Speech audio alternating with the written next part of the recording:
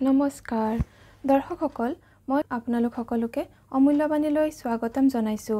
আজিৰ ভিডিঅ'টোৰ বিষয় হৈছে পঢ়ি থকা ল'ৰা-ছোৱালীৰ পৰা আৰম্ভ কৰি অফিচলৈ ওলাই যোৱা সকলোৱে কৰিব পৰাকৈ নৱৰাত্ৰি পূজাৰ একেবাৰে সহজ পদ্ধতি আজি আপোনালোকক জনাবলৈ লৈছো। পূজা আৰম্ভ কৰিবৰ বাবে প্ৰথমে আপুনি গা ধুই পৰিষ্কাৰ কাপোৰ পিন্ধি ল'ব আৰু যিখিনি ঠাইত পূজা কৰিব সেই ঠাইখন পৰিষ্কাৰকৈ পানীৰে মুছি ল'ব। এতিয়া তাতে আপুনি এখন কাঠৰ পীৰা বা আসন ৰাখিব। পৰিষ্কাৰ হ'লে ভাল হয় আৰু নতুন হ'লে ভাল হয়। তাৰ ওপৰত এতিয়া আপুনি এখন ৰঙা কাপোৰ পাৰি দিব। নতুন কাপোৰহে পাৰিব। ৰঙা কাপোৰ পাৰি দিয়াৰ পিছত তাৰ ওপৰত মা দুৰ্গাৰ এখন ফটো ৰাখিব আৰু মা দুৰ্গাৰ বাওঁ হাতে গণেশ বাবাৰ মূৰ্তি বা ফটো ৰাখি দিব। এতিয়া আপুনি ল'ব লাগিব এটা ঘটি বা ঘট, যিটো আপোনালোকে চিত্ৰত দেখিবলৈ পাইছে তেনেকুৱা হ'লেও হ'ব, নাইবা আপোনালোকে মাটিৰ ল'লেও হ'ব। এই ঘটটোত আপোনালোকে পানী ভৰ্তিকৈ ভৰাব, ভাল পানী।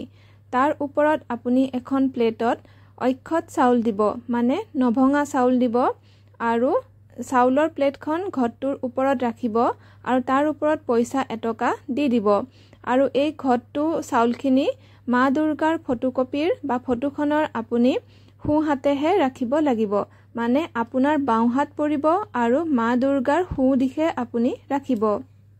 এতিয়া আপুনি হাতজোৰ কৰি সংকল্প কৰিব যে আপুনি 9 দিনৰ বাবে পূজা কৰিবলৈ লৈছে। আপোনাৰ যেন অপৰাধ দায় দোষ মায়ে ক্ষমা কৰে আৰু আপোনাৰ যেন মনৰ ইচ্ছাও পূৰ্ণ কৰে।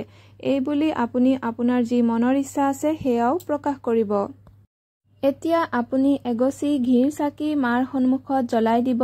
তাৰ পিছত এটা পাত্ৰত পানী ল'ব, পৰিষ্কাৰ পানী, আৰু সেই পানী ফুলেৰে ছটিয়াই দিব সকলোতে। এয়া হৈছে স্নান কৰোৱা। এতিয়া আপুনি বস্ত্ৰ অৰ্পণ কৰিব। বস্ত্ৰ মানে আপুনি কলৱা বা যি হাতত পিন্ধা সূতা পায় বা ৰছী পায়, যি পূজাৰ শেষত পিন্ধায়, সেই সূতা আপুনি গণেশ বাবাক বা মা দুৰ্গাক সকলোকে আপুনি অৰ্পণ কৰিব। আগবঢ়াই দিব অলপ অলপকৈ ছিঙি আৰু ঘটৰ ডিঙিটো বান্ধি দিব। মা দুৰ্গাক আপুনি এইদৰে চুনৰি অৰ্পণ কৰিব পাৰে, আৰু সেয়া যদি নাই তেনেহ'লে আপুনি কেৱল কলৱা বা সূতা অৰ্পণ কৰিলেই হ'ব। এতিয়া এটা পাত্ৰত অলপমান কুমকুম লৈ আপুনি সকলোতে ফুট দিব লাগিব। যেনে গণেশ বাবাক দিব, মা দুৰ্গাক দিব, সিংহ বা যে বাহন আছে বাহনক দিব। তাৰপিছত আপুনি ঘটৰ ওপৰতো ফুট দিব, সকলোতে ফুট দিব। এতিয়া অক্ষত চাউল মানে নভঙা চাউল আৰু ফুল অৰ্পণ কৰিব। ফুল যি আছে তাকেই অৰ্পণ কৰিব আৰু নাই যদিও কোনো কথা নাই। এতিয়া ভোগ অৰ্পণ কৰিব। ভোগ হিচাপে আপুনি বাতাচা কিনিবলৈ পোৱা যায় পূজাৰ দোকানত। সেই বাতাচা আপুনি 9 দিনৰ কাৰণে কিনি আনি তাৰে পৰা অলপমান অৰ্পণ কৰিব আৰু ঘৰত যি ফল মূল আছে সেই ফল মূলকে আপুনি আগবঢ়াব। বাতাচা নাথাকিলে আপুনি মিচিৰিও আগবঢ়াব পাৰে। এতিয়া এঘটি জল মানে পানী আগবঢ়াই দিব। যদি আপোনাৰ ওচৰত ভাল পাত্ৰ নাই তেনেহ'লে আপুনি মাটিৰ পাত্ৰত ল'ব পাৰে। এতিয়া আপুনি অগ্নিত ভোগ অৰ্পণ কৰিব লাগিব।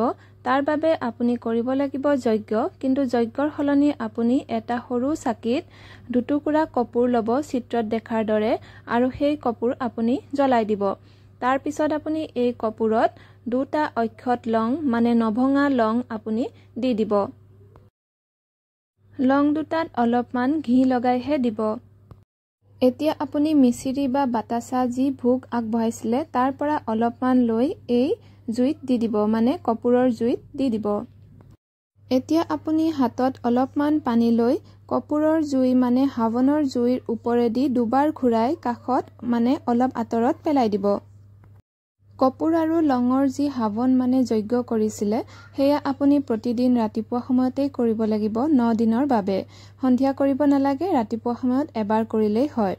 তাৰ পিছত আপুনি এইদৰে চাকি আৰু ধূপ জ্বলাই মা দুৰ্গা আৰু বাবা গণেশৰ আৰতি কৰিব। যি প্ৰাৰ্থনা জানে সেয়াই আপুনি গাব পাৰে। তাৰ পিছত আপুনি ক্ষমা বিচাৰিব যি ভুল হৈ গৈছে তাৰ বাবে, আৰু আপোনাৰ মনৰ ইচ্ছা পূৰ্ণ কৰিবৰ বাবেও আপুনি প্ৰাৰ্থনা কৰিব। এইদৰে আপুনি প্ৰতিদিনেই নৱৰাত্ৰিৰ পূজা কৰিব 9 দিন।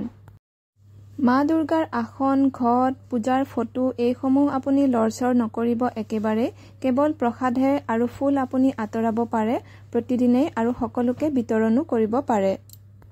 ঘট বিসৰ্জনৰ দিনা আপুনি চাকি জ্বলাই বা চাকি আগবঢ়াই ক্ষমা প্ৰাৰ্থনা কৰাৰ পিছত এই সকলোখিনি সামগ্ৰী আঁতৰাব পাৰিব। ফুল আৰু বাকী যি চাউল থাকে চাউলখিনি আপুনি চৰাইক দিব পাৰে। পানীখিনি ঘৰৰ ভিতৰত সকলোতে ছটিয়াই দিয়াৰ পিছত বাকী থকাখিনি কোনো গছৰ গুৰিত দি দিব পাৰে। ঘট স্থাপন আৰু ঘট বিসৰ্জনৰ সময় মই কমিউনিটি পোষ্টত দিছোঁ, তাৰ পৰা আপোনালোকে চাই ল'ব। আৰু আপোনালোকে প্ৰথমৰ দিনা যদি নোৱাৰে ঘট স্থাপন কৰিবলৈ তেনেহ'লে ষষ্ঠীৰ দিনাও কৰিব পাৰে। দৰ্শকসকল, আজিৰ ভিডিঅ'ৰ ইমানতে সামৰণি মাৰিছোঁ। ধন্যবাদ।